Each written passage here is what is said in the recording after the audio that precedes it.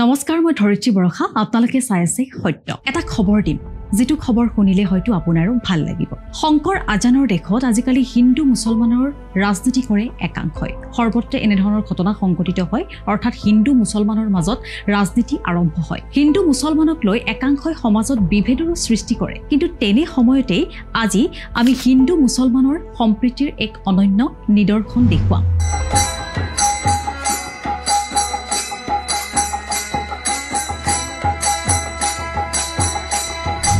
লখিমপুৰত এগৰাকী মহিলাৰ আদ্য শ্ৰাদ্ধ পাতিলে এটা মুছলমান পৰিয়ালে 22 বছৰ পূৰ্বৰ এক ঘটনা পৰিচয়বিহীন এগৰাকী অঘৰী হিন্দু মহিলাক নিজৰ ঘৰলৈ আনি আশ্ৰয় দিছিল লখিমপুৰৰ লালুকৰ এটা মুছলমান পৰিয়ালে আৰু ৰছিদ আলী নামৰ লোকজনে মহিলাগৰাকীক নিজৰ মাতৃৰ দৰে সেৱা শুশ্ৰূষা কৰি ৰাখিছিল কিন্তু হঠাতে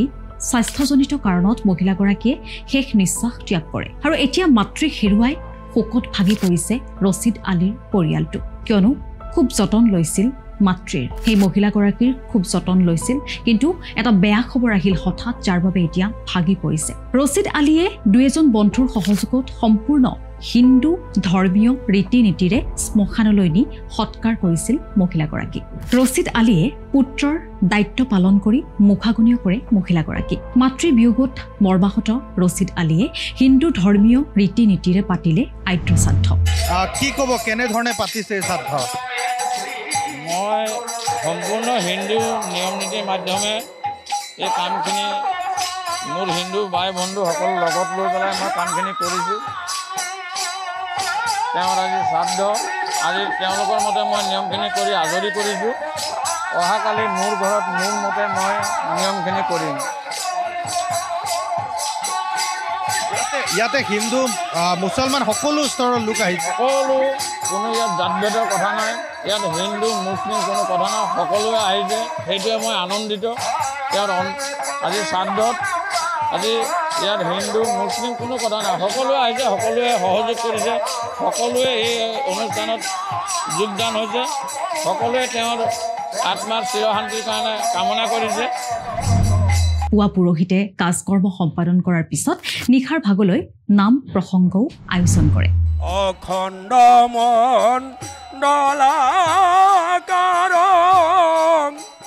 বেপ্তং যেন চৰাচৰ তৎপদং দৰ্শিতং যেন লালুকৰ হিন্দু মুছলমান উভয় সম্প্ৰদায়ৰ লোকে ভাগ লয় আদ্য শ্ৰাদ্ধত আমি দৃশ্যাংশ দেখুৱাইছো আপোনালোকক আৰু এগৰাকী মুছলমান হৈও পৰিচয়বিহীন এগৰাকী মহিলাৰ প্ৰতি